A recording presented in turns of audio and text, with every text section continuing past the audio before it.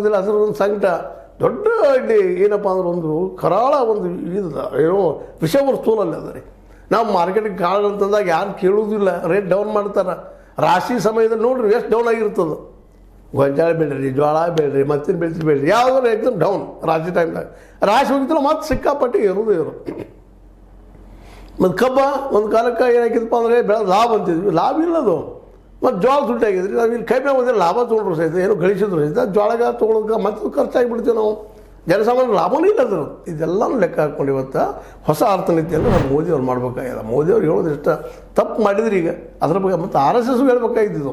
ಯಾಕಂದ್ರೆ ನಾವೆಲ್ಲ ಜನ ಉಳಿದ್ರೆ ನಾವು ದುಡ್ಡನ್ನು ಗಳಿಸಿ ಖರ್ಚು ಮಾಡಿದ್ರೆ ವ್ಯಾಪಾರ ಬೆಳೆಯೋಕ್ಕೆ ಸಾಧ್ಯದ. ನನ್ನ ಕಿಸೆ ರೊಕ್ಕ ಇದ್ರೆ ನಾನು ಬಟ್ಟೆ ತೊಗೊಳ್ತಾನು, ಬಂಗಾರ ತೊಗೊಳ್ತಾನು, ಮಚ್ಚ ತೊಗೊಳ್ತಾನು. ನನ್ನ ಕಿಸೆ ರೊಕ್ಕ ಇಲ್ಲದ ಏನು ತೊಗೊಳ್ರಿ? ಇದನ್ನು ಇವತ್ತು ನಾವು ವಿಚಾರ ಮಾಡಬೇಕಾಗ್ಯದ. ಎಲ್ಲಿವರೆಗೆ ನಮ್ಮ ಕಿಸೆ ದುಡ್ಡು ಇಲ್ಲವೋ ಅಲ್ಲಿವರೆಗೆ ನಿಮ್ಗೆ ವ್ಯಾಪಾರ ಇಲ್ಲ, ನಿಮ್ಮ ಸಾಮಾನು ಖರೀದಿ ಆಗಲಿಕ್ಕೆ ಸಾಧ್ಯ ಇಲ್ಲ. ಅದಕ್ಕಾಗಿ ಇವತ್ತು ಮೋದಿಯವ್ರ ತಲೆಯಲ್ಲಿ ಬಂದ ಜೊತೆಗೆ RSS ಇದನ್ನು ಗಂಭೀರವಾಗಿ ತೆಗೆದುಕೊಂಡ. ಟ್ರಂಪ್ ಗಿಂಪ ಬಿಡ್ರಿ, ಪುತಿನ್ ಹೌದು ಇಂಟರ್ನ್ಯಾಷನಲ್ ಇರಲಿ, ಅಷ್ಟು ದೋಸ್ತಿ ಇರಲಿ, ಏನಿಗಾಗಿ ಇರಲಿ, ಅವ್ರ ಜೊತೆ ಒಳ್ಳೆಯ ಗೆಳತನ ಇರಲಿ, ನಾವು ಬೇಡ ಅಂತಲ್ಲ. ಆದರೆ ನಾವು ಟೆಕ್ನಿಕಲಿ ಅವ್ರಿಗಿಂತ ಸ್ಟ್ರಾಂಗ್ ಆಗ್ತೀವಿ. ನಾವು ವಿಮಾನ ತಯಾರು ಮಾಡ್ತೀವಿ, ಮತ್ತೊಂದು ತಯಾರು ಮಾಡ್ತೀವಿ, ಅವ್ರಿಗೆ ಮಾರ್ತೀವಿ.